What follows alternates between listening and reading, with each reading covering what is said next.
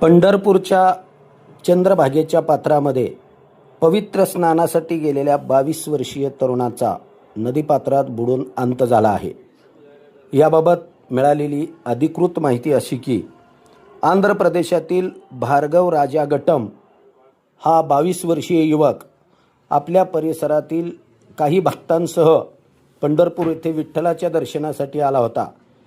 चंद्रभागेच्या पवित्र स्नानासाठी तो शेगाव दुमाला परिसरातील मंदिराकडून भीमा नदीमध्ये स्नानासाठी आला असता भीमा नदी पात्रात उजनीतून सोडलेल्या पाण्याच्या प्रवाहाचा अंदाज न आल्याने बुडून त्याचा अंत झाला आहे।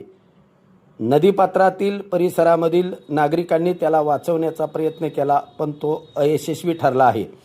पंढरपूरच्या चंद्रभागाच्या पात्रामध्ये अनेक ठिकाणी वाळूचे खड्डे पडल्यामुळे वारंवार भाविक बुडून मृत्यू होण्याच्या घटनांमध्ये अलीकडच्या काळात वाढ झाली आहे। अशा ठिकाणी नगरपालिका आणि प्रशासनाकडून संरक्षण यंत्रणा उभा करण्याची मागणी आता नागरिकातून होत आहे।